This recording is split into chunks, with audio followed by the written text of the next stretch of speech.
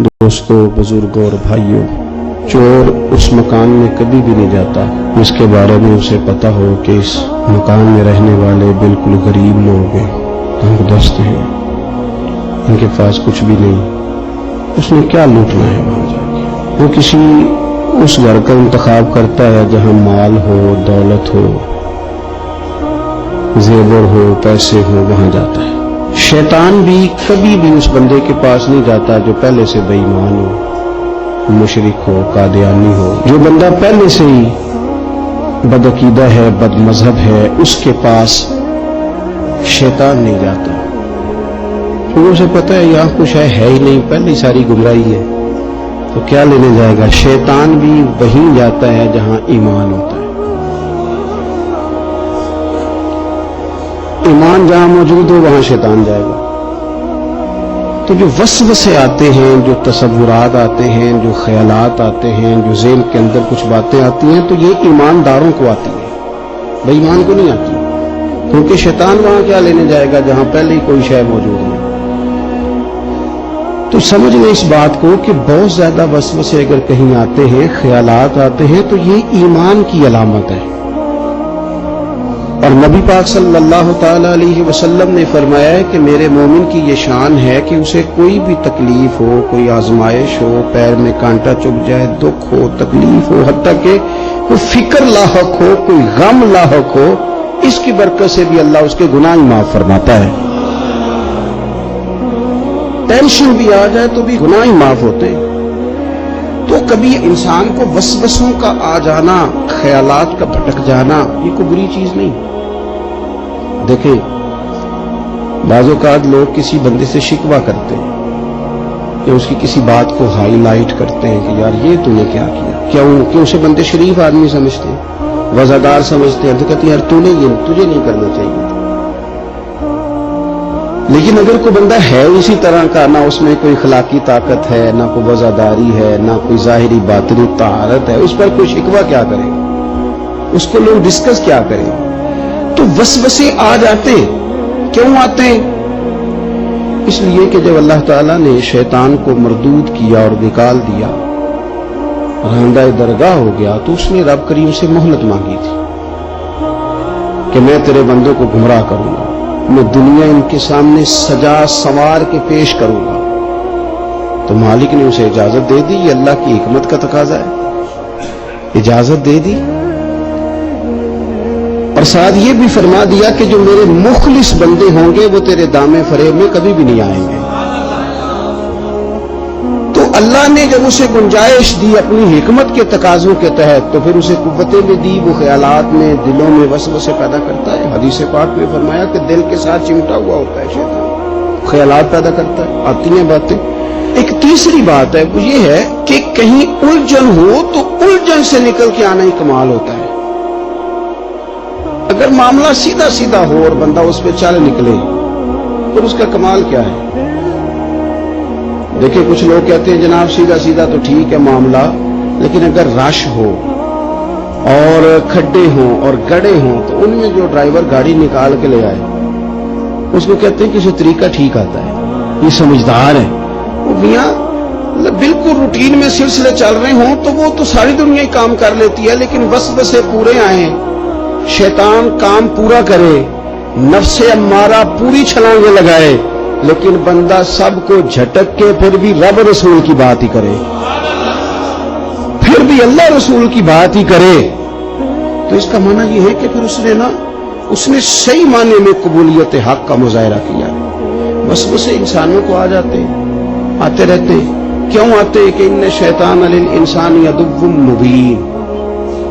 اللہ فرماتا ہے کہ بے شک شیطان آدمی کا کھلا ہوا دشمن ہے، اعلانیہ واضح طور پر دشمنی کرتا ہے، اس کا مزاج ہے۔ وسوسے آتے ہیں، خیالات بھٹکتے ہیں۔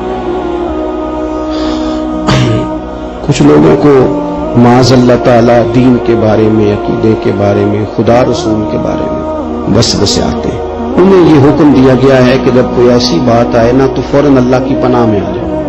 کیا کہو اعوذ باللہ من الشیطان الرجیم، میں شیطان مردود سے رب کی پناہ میں آتا ہوں۔ اللہ کی پناہ میں آ جاؤ۔ رب کی پناہ میں آنے سے چھٹکے جائیں گے، یہ سارے وسوسے دور ہو جائیں گے۔ دوسرا، بعض لوگ ایسے ہوتے ہیں کہ جو بیمار ہیں، پریشان ہیں، تنگ دست ہیں، تکلیف میں ہیں، انہیں وسوسے آنے لگ جاتے ہیں۔ وہ کہتے ہیں یار دیکھو میں تو جب سے ہوں غریبی دیکھی ہے، بیماری دیکھی ہے، پریشانی دیکھی ہے، اور خدا کے بندو عقیدہ توحید ہے کیا بھلا؟ عقیدہ توحید یہ ہے کہ ہم نے رب کو ماننا ہے اور اس کے ہر فیصلے کو ماننا ہے۔ تو دنیا کے اندر اگر کبھی کوئی تکلیف آئے تو بندہ مومن تو اسے خدا کا فضل جانتا ہے۔ کیوں؟ اس لیے کہ تکلیف آتی ہے تو گناہ لے جاتی ہے، اور حضرت مولا علی شیر خدا فرمایا کرتے تھے رب 2 دفعہ سزا نہیں دے گا۔ اگر کسی کی غلطیوں کی دنیا میں اسے سزا ملی تو مطلب یہ ہے کہ قیامت میں پھر اللہ معافی بھی عطا فرمائے گا۔ جو بھول چوک ہو گئی، یہاں درگزر ہو گئی، تو اس وسوسے کو جھٹکے۔ تیسرا، بہت سارے لوگ ہیں جو کہتے ہیں پتہ نہیں کسی نے کچھ کر دیا ہے، اللہ جانے کیا ہو گیا۔ آپ نے ناراض نہیں ہونا، پہلے یہ باتیں عورتیں کرتی تھی، اب کافی سارے مرد بھی کرتے ہیں۔ ان کو بھی کالا جادو ہوتا ہے، وہ بھی کہتے ہیں کہ مینوں کسے کیا، تیرا کسے کاروبار بننے ہے، مجھے فلانے نے یہ بات کی ہے تو فلانے نے، اور مطلب یہ کہ خاتون کو تو گھر میں ہم جا کے سمجھا نہیں سکتے، تو حاجی صاحب کو، میاں صاحب کو اور محترم حضرت کو بھی سمجھانا بڑا مشکل ہے۔ چند دن پہلے میں نے زور لگایا ایک دوست کو کہ یار 2 نکاح کیا 6 بہنیں بھی ہوں تو پھر بھی اکٹھا نکاح ہو جاتا ہے، کہندہ نہیں کر دے، کہنے نے پارا ہوں پورا زور لگایا ہے۔ تو گھر والے تو بعد میں مانیں گے نا، میں اسے نہیں منا سکا جو میرے سامنے بیٹھا تھا۔ وہ کہنے لگا جی 2 بچیوں کی شادی، اب آپ مہربانی کریں ایک رات کو پڑھا دیں، ایک دن کو پڑھا دیں، اکٹھا نہیں کرنا۔ فلانے کا بھی ہوا تھا تو مسئلہ بن گیا، فلانے کو یاد چھوڑ دے۔ مسلمان بھی ایسی باتیں کرتا ہے، مومن بھی ایسی باتیں کرتا ہے۔ کمال ہو گئی بات۔ کسی نے کہا شہاب الدین غوری سے کہ تلواریں چمک رہی ہیں، تیرا کیا بنے گا؟ وہ کہنے لگا میں مومن ہوں، مجھے میرے رسول نے بتایا ہے کہ موت وقت سے پہلے آتی نہیں، تو یہ نہ بھی چمکی تو مر تو پھر بھی جانا ہی ہے۔ تو ڈر ڈر کے، سہم سہم کے، تڑپ تڑپ کے مرنے کا کیا مطلب ہے؟ ہمیں کوئی ڈر نہیں لگتا، بلکہ اگر مولا علی شیر خدا رضی اللہ تعالیٰ عنہ، کمر پر لوگ لوہے کی لباس پہنتے تھے، زرہ پہنتے تھے، آپ نے ایک دن پہننا نہیں تھا تو کسی نے کہا حضور وہ پہنا کیوں نہیں؟ آپ فرمانے لگے اب ڈر نہیں آتا، اور علی نے پشت دکھانی کوئی نہیں تو پشت پہ حملہ کرنا کیوں ہے کسی نے؟ ہم نے تو میدان میں رہنا ہے، سامنے لڑنا ہے۔ اور فرمانے لگے اب کوئی مسئلہ نہیں، میں موت پہ جا گروں یا موت مجھ پہ آ گرے، اب اللہ نے سینہ کھول دیا ہے، اب اس نے فضل فرما دیا ہوا ہے، اس نے سمجھ دے دی ہے دین آنے پر۔ وہ میرے عزیز سہم سہم کے رہنا، پتہ نہیں کیا ہو گیا، یہ چھوٹی چھوٹی باتیں۔ وہ جناب ہمارے دروازے کے سامنے نہ صبح کو 2 ہڈیاں پہن گیا، اوئے ہوئے، تو یہ جادو ہے اور سیانا بینا بندہ ہے۔ اور جی میں 1 بجے گھر میں داخل ہوا تو کوئی شے نہیں تھی، فجر میں اٹھا تو ہڈیاں پڑی تھی وہ بھی دروازے پہ۔ میں نے کہا پتہ کیا مسئلہ ہے؟ بچے کھاتے ہیں فاسٹ فوڈ زیادہ، تو کھاتے بھی رات کو ہے، تو کوئی گزرا ہوگا آپ کی گلی سے تو آپ کے دروازے پہ پہن گیا ہے، کہتے جی نہیں اگے نہیں کبھی چھٹیاں۔ میں کیا کوئی چھوڑ دو آپ کی مہربانی، مطلب کن چکروں میں پڑ گئے؟ اس طرح بھی کبھی ہوتا ہے۔ یہ 20 لوگ کہتے ہیں ابھی بھی کہ وہ جی کالی بلی رستہ کاٹ گئی تھی تو اب میں جاؤں کہ یہاں کام پہ نہ جاؤں، واپس آ جاؤں۔ تو میں کہتا ہوں اگر کالی گاڑی رستہ کاٹ جائے تو پھر جانا چاہیے کہ واپس آ جانا چاہیے؟ کیا مطلب؟ مومن اس طرح کی باتیں کرے گا، اتنے چھوٹے چھوٹے وسوسوں۔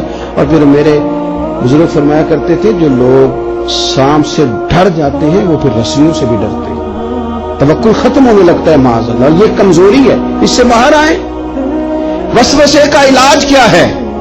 اچھا کچھ وسوسے جو ہے نا وہ پڑھے لکھے لوگوں کے بھی ہیں، آپ نے ناراض نہیں ہونا، عنوان ہے نا جی تو پھر بات تو عرض کرنی پڑتی ہے۔ کچھ وسوسے بالکل پڑھے لکھے لوگوں کے، سمجھدار لوگوں کے وسوسے، معاملہ فہم آدمی، چیزوں کو جاننے والا۔ مثلاً ایک بہت بڑا وسوسہ یہ ہے کہ یہ گناہ کر لوں اور اس کے بعد توبہ کر لوں گا، یہ والی خطا کر لوں، اور اس وسوسے کا جو آخری جملہ ہے وہ بڑا بہترین اور صاف ستھرا لگتا ہے، یہ گناہ کر لوں پھر توبہ کر لوں گا۔ اگر لفظ کیا ہے؟ اللہ مہربانی بڑا ہے، اللہ کریم ہی بڑا ہے، معاف کر دے گا۔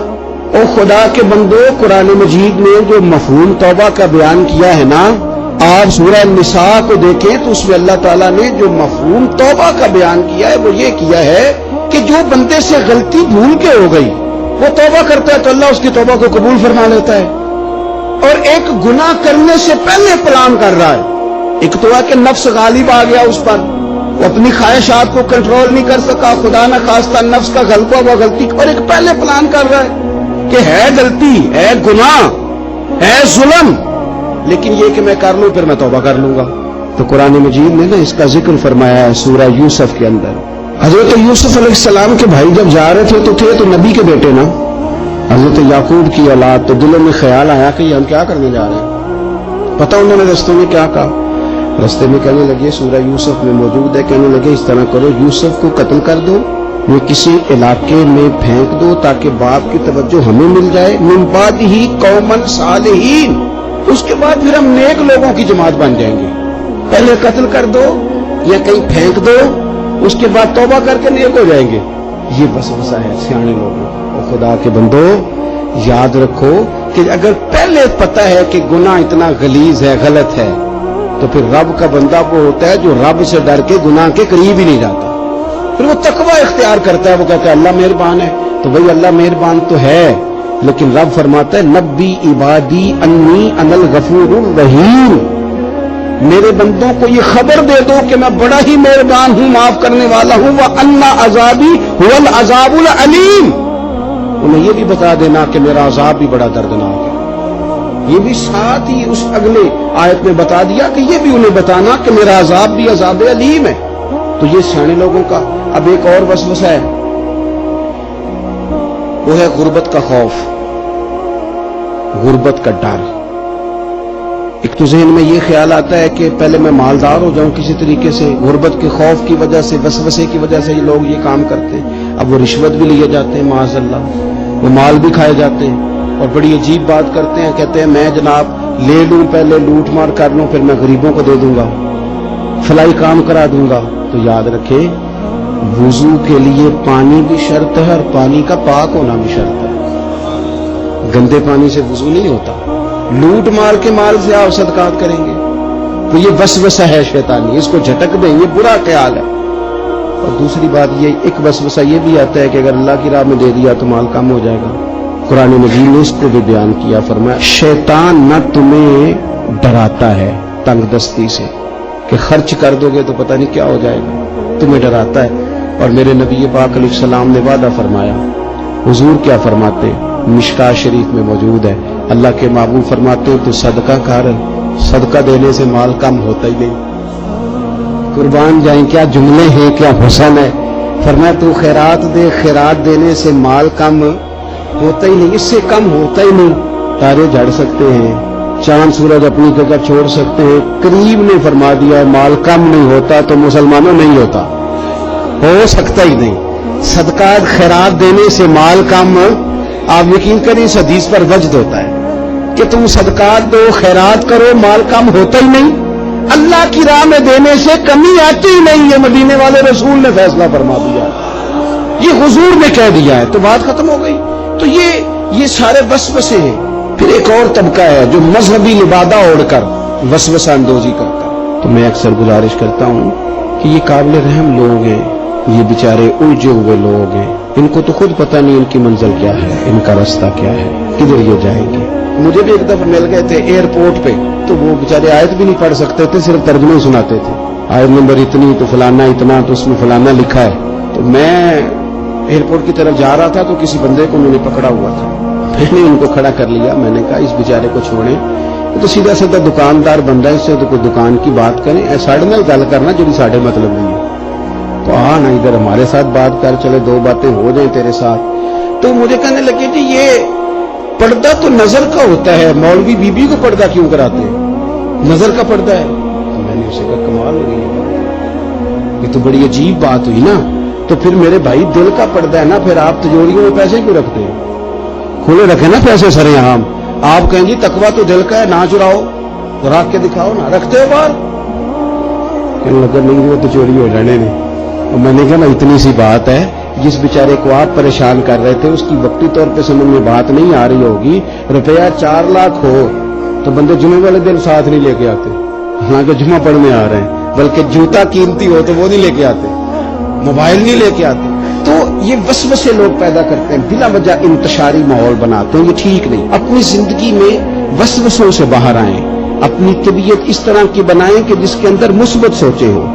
اور اگر کبھی اس طرح کا خیال آئے بھی، ڈپریشن کے مریض، ٹینشن کے مریض، الجھی باتیں، تھکی تھکی باتیں نہ کریں. ہم اللہ رسول کے ماننے والے. مجھے ایک بات بتاؤ، یہ ہو سکتا صحیح ہے کہ رزق میرے نصیب کا تھا، چلا میرے بھائی کے گھر گیا ہے؟ یہ ہو سکتا ہے؟ حضور فرماتے ہیں بچے کے پیدا ہونے سے پہلے اس کی عمر لکھ دی جاتی ہے، رزق لکھ دیا جاتا ہے، چیزیں طے ہو جاتی ہیں. یہ ہو سکتا ہے میرے بھائی کہ پیسے میرے گھر آنے تھے، پڑوسیوں کے گھر چلے گئے جادو کی وجہ سے، حسد کی. یہ کیسے ہو سکتا ہے؟ بہلول دانا سے ہارون رشید کہنے لگا کہ کوئی حکم ہو تو بتائیے گا. تو آپ نے بڑی خوبصورت بات کی. فرمانے لگے تیرا رب کون ہے؟ اس نے کہا اللہ. تو فرمایا میرا کون ہے؟ کہا اللہ. فرمانے لگے یہ تو نہیں نہ ہو سکتا ہارون رشید کہ رب ہارون رشید کو دے اور بہلول دانا کو بھول جائے. یہ تو نہیں نہ ہو سکتا. تو جب رب ہمارا مالک قادر مطلق ہے اور دلوں کے بھید جاننے والا ہے تو ہم کمزور باتیں کیوں کرتے ہیں؟ ہم یہ کیوں کہتے ہیں حسد ہو گیا؟ اور میں ایک دو دوستوں سے اکثر میں کہتا ہوں کہ اللہ تعالیٰ معاف کرے، کوئی قدرت کو نقل کفر میں باشد کو آپ سے زد نہیں کی کہ آپ کے نصیب جو ہیں وہ ٹھیک نہیں لکھے. آپ نے محنت ہی نہیں کی زندگی میں، کوشش ہی نہیں کی. ساری زندگی چھوٹی چھوٹی باتیں کر کے لوگوں پہ توجہ دے کے فلانا کدھر ہے فلانا کدھر ہے وقت ضائع کر دیا. ان چیزوں سے باہر نکل آئیں، محنت کریں. قانون قدرت یہ ہے کہ روزی کے لیے، دنیا داری کے لیے کافر بھی محنت کرے تو اللہ تو اسے بھی روٹی دیتا ہے. کبھی مشرک کا، عیسائی کا، یہودی کا رزق بند کیا اللہ نے؟ اگر محنت کرنے پہ رب انہیں دیتا ہے تو تجھے مجھے کیوں نہیں دے گا؟ ہم محنت کرنے کو تیار نہیں، کوشش کرنے کو تیار نہیں، جھوٹ بولتے ہیں، کہانیاں بناتے ہیں تو پیچھے رہ جاتے ہیں. تو اس لیے زندگی میں بہت ساری چیزیں ہماری غلطیوں کی وجہ سے خراب ہوتی ہیں. لیکن ہم یہ ہیں کہ وہ کبھی جادو کے کھاتے میں ڈال دیں، کبھی کہہ رہے ہیں ابا نے صحیح تو وہ پہ ہمیں کام نہیں سکھایا، کبھی کہہ رہے ہیں فلانے کی وجہ سے پیچھے رہ گیا. اپنی غلطیاں دوسروں پہ نہ تھوپیں، یہ وسوسے ہیں، یہ کمزوریاں ہیں. اپنی غلطیوں کو تلاش کریں، ٹٹولیں اپنے آپ کو ٹٹولیں. جب بندہ اپنے آپ کو ٹٹولتا ہے تو اس کی تربیت ہوتی ہے، اس میں احساس پر. ہم نے ساری زندگی دوسروں پہ ڈال کے گزارا کیا، ایسے نہ کریں. اپنی کمزوریاں دوسروں پہ ڈال کے تو آپ اور کمزور ہو جائیں گے، اور خود غرض ہو جائیں گے، اور نکمے، اور تھکاوٹ آ جائے.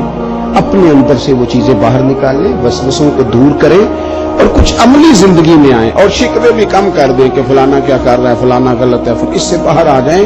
ہم نے اپنا حساب دینا اللہ کو، وہ دوسرے والے نے اپنا حساب خود دینا ہے. اس میں کمزوری ہوگی تو مالک پوچھ لے گا. اپنے معاملات پر خاص توجہ دیں. اللہ تعالی ہمیں شوق والی، ذوق والی اور ایمان والی زندگی عطا فرمائے.